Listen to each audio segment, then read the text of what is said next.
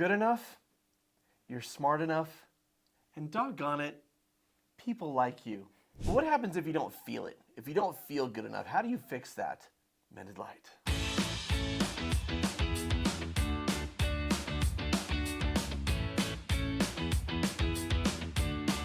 Have you ever tried to just be positive, to practice gratitude, to think your way into feeling better, but somehow it just doesn't stick?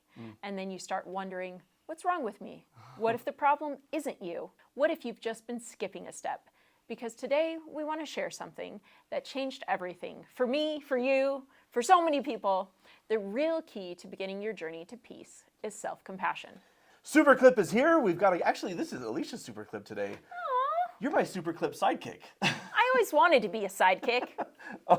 This is from The Help, and this is just some positive affirmation that the maid is giving to the daughter of this family that she works for.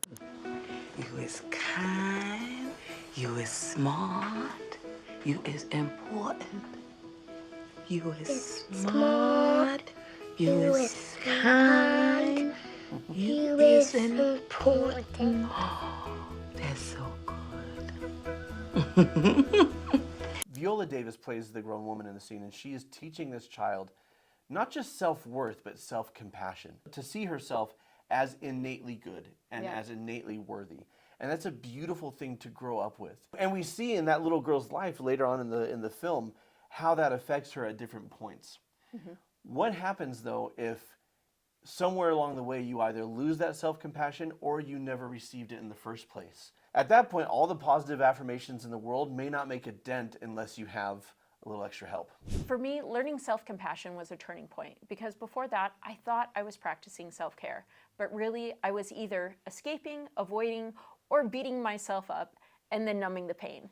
And maybe you've been there too. When you look in the mirror and you don't like the person you see. So how do we get out of that? Through self-compassion. And what's that? Well, at its core, it's simple. It's treating yourself with the same kindness, understanding, and empathy that you give to others. Think about how you talk to someone you love when they're struggling. You say things like, you're doing your best. It's okay to make mistakes. You're still a good person. But when it comes to ourselves, we say, I'm a failure. I should be better. What's wrong with me? Self-compassion closes that gap. As Kristen Neff teaches, it's about recognizing you are human, you will struggle, and that doesn't make you unworthy. In fact, it makes you normal. And here's where this gets really powerful.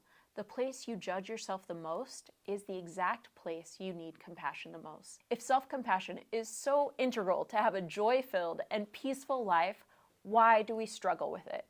We all tie our worth to something. Some of us tie it to being liked, some of us to achieving goals, some to being right or having the answers, to just name a few examples. And when we perceive ourselves as falling short, we don't just evaluate our behavior, we attack our identity. But there's a huge difference between, hey, I made a choice and that didn't work out, and I am a failure.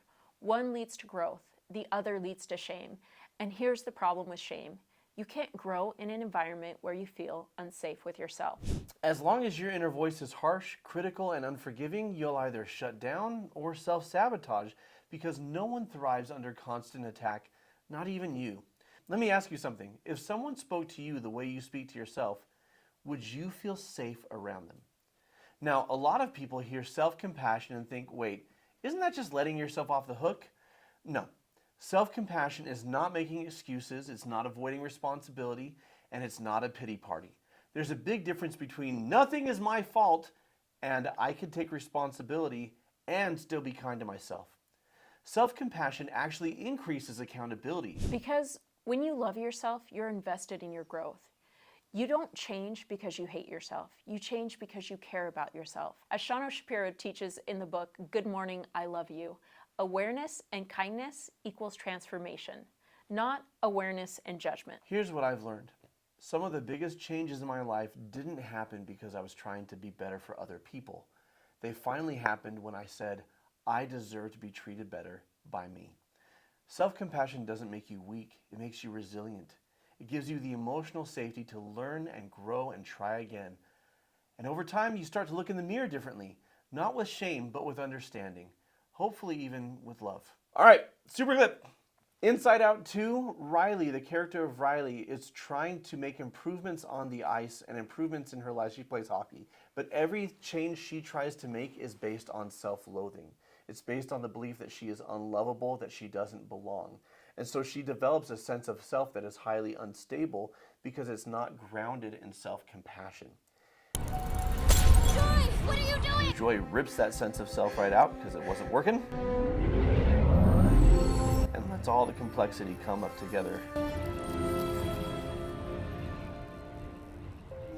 I'm selfish. I'm kind. I'm not good enough. I'm a good person. I need to fit in, but I want to be myself.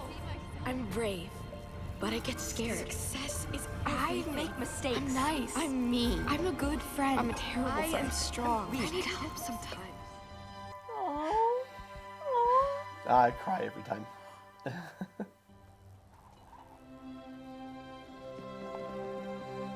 And of course, all of these emotions are part of her.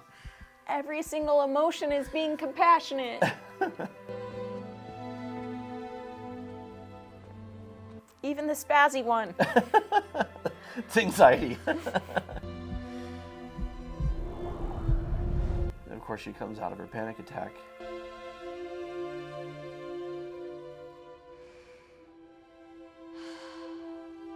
And then we see her taking the ice, and instead of with a lot of aggression and anxiety and fear and self-loathing, she's able to engage with hockey as just something she loves. Right.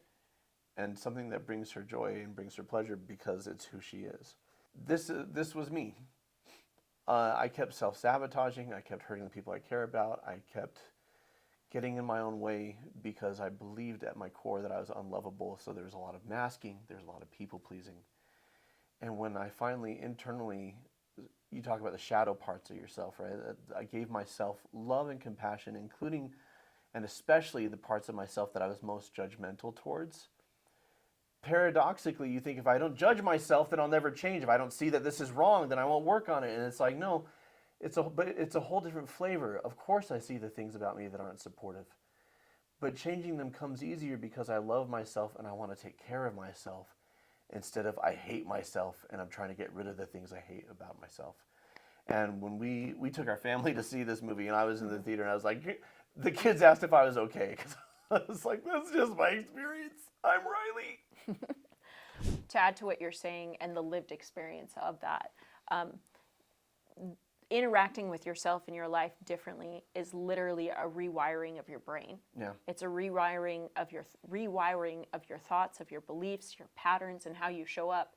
And you literally, like scientifically speaking, it is impossible to rewire your brain from a place of judgment. Yeah. And so what happens to disconnect those old neural pathways and reconnect or build new ones is you have to see yourself with compassion and understanding.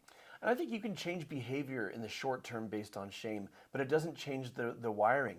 You're still driven by shame. You're still driven by self-loathing, which is why trying to fix yourself so that you no longer hate yourself will never work because the shame stays. Well, you're resubmitting, you're continuing to cement those worth ties of I'm only good enough if, I'm only good enough when. So I want to ask you something.